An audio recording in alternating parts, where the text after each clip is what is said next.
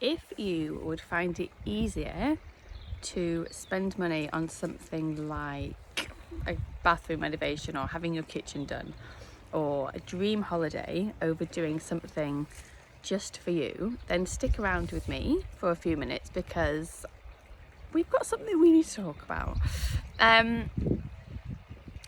I have noticed that it's very, very common for people who are very successful and who actually earn quite a lot of money to still find it tremendously challenging to buy things for themselves just for the sake of them wanting it, or it's something for them and it's something that they might need. And I'll give you some examples in a minute. But the same people will have much less difficulty spending considerably more money on things like house renovations or a new car or a holiday. And yes, we can all sort of self-justify if we're doing up the house, then that's an investment. The car, not so much an investment, but you know, we need a car and holidays are nice to have. But often there is something kind of sneaky that sits underneath the surface around them not quite deserving or not quite being worthy enough to spend the money on themselves just because. And then a really good example might be someone who is in a high-powered job.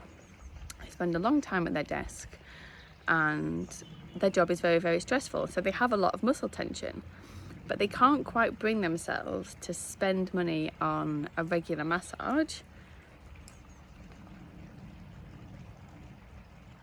because it feels like that money should be spent on their children or something quote unquote more worthwhile.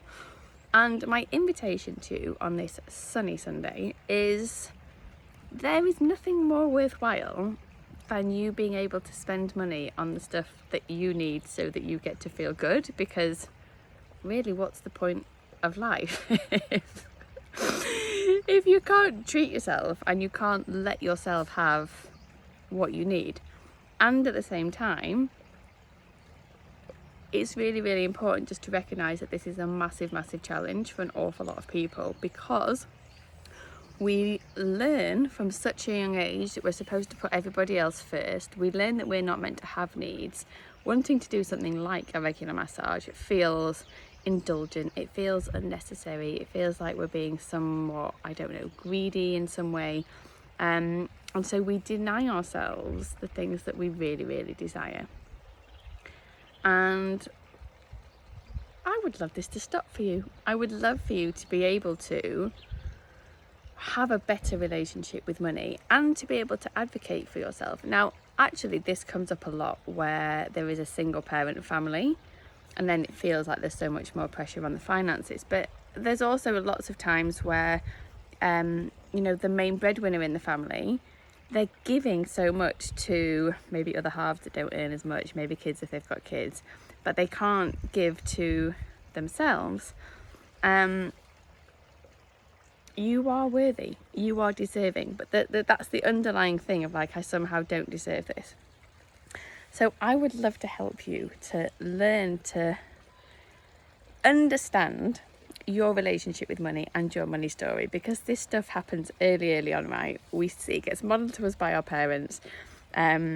We see their relationships with money, we either copy them or we make these big decisions that we're going to do it completely differently, so that we kind of go the complete opposite direction.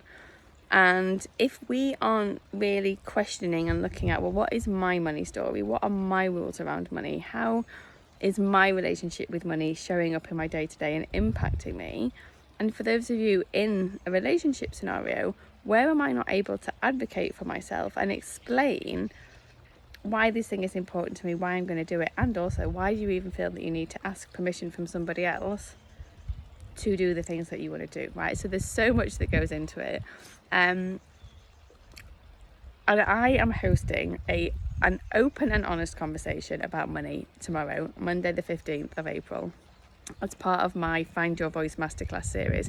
We're doing a money topic and we are going to deep dive into why is money such a difficult topic. Anyway, but why is it also very difficult to talk about? You know, a lot of people in relationships have got no idea about the financial circumstances of their other half. They don't talk about this stuff because it feels so uncomfortable. So like, let's look at, well, why is that so uncomfortable?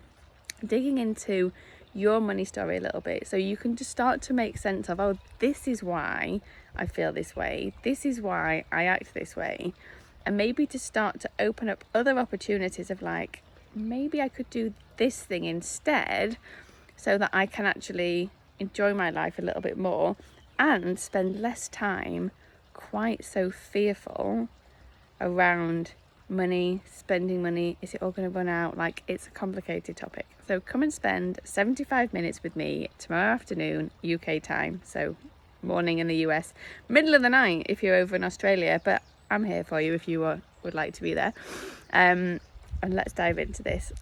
Link in the comments or in my bio if you're on Instagram, and I hope to see you there. And if you got to the end, all capitals, 10 off, that's the dog, 10 off, I'll say it again when she's not barking over it, will get you £10 off the class. So you'll be able to come to the class tomorrow for a whole £19, which I think at the moment is about $24 US. All right, take care, have a lovely rest of your days, and I look forward to seeing you tomorrow.